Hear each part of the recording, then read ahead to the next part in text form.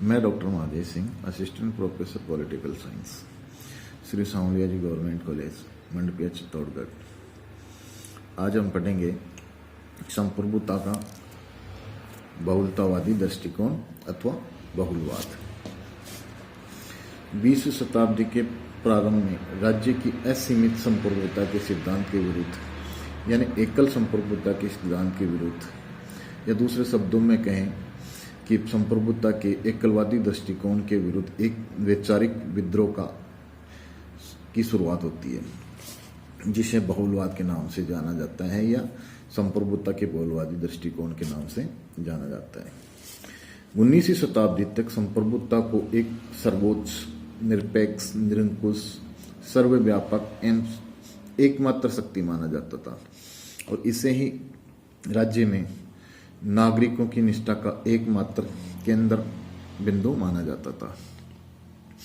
राज्य की इस प्रकार की एकलवादी, असीमित एवं सर्वोच्च संप्रभुता के विरुद्ध बहुलवादियों द्वारा प्रहार किया गया और बहुलवादियों की मान्यता है कि मनुष्य की सामाजिक प्रकृति अनेक समुदायों के माध्यम से अभिव्यक्त होती है, क्योंकि मनुष्य एक सामाजिक प्राणी है और सामाजिक प्राणी होने के नाते वह समाज में अनेक संप्रदायों या समुदायों का सदस्य होता है और अनेक समुदाय उसकी आवश्यकताओं की पूर्ति करते हैं।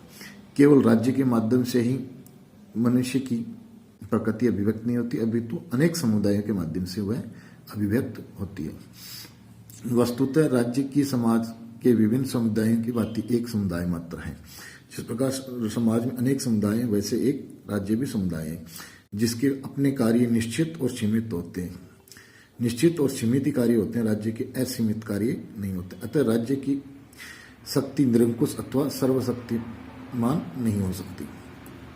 बहुलवादी विचारधारा के प्रतिपादकों में से जो मुख्य बहुलवादी विचारक हुए उनमें है मैटलैंड है, फिंगिस है, बार्कर है, क्रेब्बे है, कॉल है, लिंडसे है, लास्की इत्यादि हैं। बहुलवादी दृष्टिकोण के जन्म का मुख्य कारण निरपेक्ष राज्य की धारणा एवं वैधानिक संप्रभुता की धारणा को, ऑस्टिन की जो वैधानिक संप्रभुता की धारणा है उसको माना जाता है। बहुलवाद की धारणा की बात हम कर रहे हैं तो इसके सैद्धांतिक फाउंडेशंस क्या है, आधार क्या है, तो इसके 3 मुख्य रूप से सैद्धांतिक आधार माने जाते हैं। एकल संप्रभुता की धारणा की आलोचना के बहुलवाद के जो 3 सैद्धांतिक आधार हैं उनकी हम विवेचना चर्चा करते हैं। नंबर 1, समुदाय की स्वायत्ता और राज्य। बहुलवाद मानता है कि समाज में राज्य कोई सर्वशक्तिमान संस्था नहीं है, ये समुदायों की स्वतंत्रता का प्रबल समर्थक है। बहुलवाद समुदाय स्वतंत्र रूप से जन्म लेते हैं और स्वतंत्र रूप से ही कार्य करते हैं। बहुलवाद के आध्यात्मिक गुरु मैटलैंड और गर्के ने समुदायों की महत्व पर प्रकाश डाला और कहा कि समाज में अनेक प्रकार के समुदाय होते हैं, जैसे आध्यात्मिक, सांस्कृतिक, आर्थिक, धार्मिक, इस प्रकार अनेक समुदाय होते हैं जो व्यक्ति की अनेक आवश्यकताओं की पूर्ति करते हैं। इसी प्रकार जे पॉल बेकोर ने व्यावसायिक समुदायों के महत्व पर प्रकाश डाला कि जिस प्रकार गिल्ड बन क्या है, वैसे ही समाज में प्रोफेशनल ग्रुप उभरे हैं और ये जो कम्युनिटीज उभरी हैं ये अब एक प्रकार से एक कॉरपोरेट के रूप में उभरी है और इसी के कारण बेकोर ने समुदाय के कॉरपोरेट सिद्धांत का भी कॉरपोरेट स्वरूप के सिद्धांत का प्रतिपादन किया। दूसरा जो आधार है राज्य एवं विधि का स्वरूप। डुग्वी का राज्य का जो जैसे ऑस्टिन है, हॉब्स है, ये मानते हैं कि राज्य अपने आप में कानून है, राज्य के जो आदेश हैं वो अपने आप में कानून होते हैं, परंतु डुग्वी का ये मानना है विधि निर्माण के पीछे सामाजिक शुद्धता की भावना रहती है। कानून राज्य से ऊपर है और उससे स्वतंत्र भी है। कानून का जन्म समाज में राज्य से पहले होता है। जब राज्य नहीं था तब भी कानून का अस्तित्व था। कानून सामाजिक नियमों की औपचारिक अभिव्यक्ति है, राज्य की इच्छा की अभिव्यक्ति नहीं है। कानून का उद्देश्य राज्य के उद्देश्यों की अपेक्षा अधिक व्यापक होता है। क्रेब्बे विधि की संप्रभुता में विश्वास करता है। कानून राज्य की आज्ञाएं नहीं है। कानून बनाने की अंतिम शक्ति राज्य में नहीं है, अतः राज्य असीमित या निर्कुल नहीं है। सत्य यह है कि संप्रभुता कानून से मर्यादित होती है। अंतर्राष्ट्रीय जगत में राज्य की सीमित शक्ति।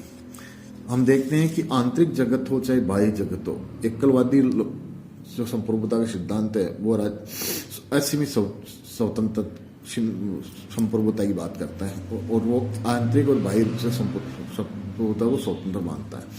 परंतु बहुलवादियों का यह मानना है कि बाह्य जगत में राज्य की युद्ध और संधि करने की जो नैसर्गिक शक्ति मानी जाती है उसको बहुलवादी स्वीकार नहीं करते, अपितु इसे बहुलवादी काल्पनिक, मिथ्या, मानवता के हितों के विरुद्ध और अंतर्राष्ट्रीय विधि की आत्मा के विपरीत मानते हैं। इन आलोचनाओं के बाद हम निष्कर्ष रूप में देखें तो बहुलवाद की निम्न मान्यताएं उभर कर सामने आती है। राज्य समाज के अनेक समुदायों में से एक समुदाय मात्र है, अतः उसकी सत्ता निरंकुश नहीं है। यानी राज्य भी एक समुदाय है, जिस प्रकार समाज में अन्य समुदाय हैं, तो राज्य अन्य समुदायों से खत्म हो सकता है पर ऊपर नहीं हो सकता। इस प्रकार उसकी शक्ति एब्सोल्यूट नहीं है। समुदायों का जन्म कोई राज्य के द्वारा नहीं होता, अपितु उनकी नेचुरल जन्म होता है, अतः राज्य की सत्ता से स्वतंत्र रहते हैं। राज्य की असीमित शक्ति और नैतिक श्रेष्ठता के दावे को अस्वीकार नहीं किया जा सकता, क्योंकि राज्य समुदाय के में अनेक समुदाय हैं, उन्हीं में से राज्य भी एक समुदाय है, इसलिए उसको असीमित या उसको मॉरली ये नहीं कह सकते हैं कि अन्य समुदाय निम्न है और राज्य ही सर्वश्रेष्ठ है। राज्य की जो बाह्य असीमित संप्रभुता का सिद्धांत है वो आज के युग में नहीं स्वीकार किया जा सकता है, क्योंकि आज के जो युग है वो अंतर्राष्ट्रीय परस्पर निर्भरता का, डिपेंडेंसी, इंटरडिपेंडेंसी का जो जमाना है, ग्लोबल विलेज का जमाना है, ग्लोबलाइजेशन का जमाना है। इसमें यह नहीं कह सकते कि एक राज्य है वो अंतर्राष्ट्रीय जगत में सर्वोच्च है या संप्रभु है। इसके अलावा जो बहुलवाद की जो अन्य जो विशेषता है वो है कि बहुलवाद लोकल जीवन की स्वतंत्रता का बहुत बड़ा समर्थक है, यानी कि वो है एक प्रकार से लोगों के अंदर सत्ता के विकेंद्रीकरण को महत्व देता, न कि केंद्रीकरण को। यानी कि हम कह सकते हैं कि बहुलवाद व्यक्ति की जो अपनी लोकल जीवन की स्वतंत्रता है उसका समर्थन करता है और उसमें किसी प्रकार के राज्य के आधिकारिक या तानाशाहीपूर्ण आक्षेप का समर्थन नहीं करता है। अब हम अगर संक्षेप में देखें बहुलवाद को, तो बहुलवाद के सामाजिक, दार्शनिक एवं राजनीतिक आधार हैं, जिनके द्वारा ये राज्य की सत्ता को सीमित कर व्यक्तियों और समुदायों की स्वतंत्रता की योजना प्रस्तुत करता है। बहुलवादी विचारक मूलतः ऐसे राजनीतिक एवं प्रशासनिक सुधारक हैं जो नागरिकों और समुदायों की स्वतंत्रता के लिए राज्य की सत्ता का विकेंद्रीकरण चाहते हैं। बहुलवाद राज्य की निर्कुंज प्रभुसत्ता के विरुद्ध है, राज्य के विरुद्ध नहीं। बहुलवाद की जो हम जो सार रूप में देखे हैं कि बहुलवादी में मानते हैं कि वो राज्य के विरुद्ध है, नहीं, वो राज्य के विरुद्ध नहीं है, अपितु जो राज्य की जो एकलवादी संप्रभुता का सिद्धांत है उसके खिलाफ है। वह राज्य का भी समर्थक है, क्योंकि राज्य को वह अन्य समाज में अन्य समुदायों की तरह ही समुदाय मानता है, इसलिए बहुलवाद को राज्य के विरुद्ध नहीं माना जा सकता।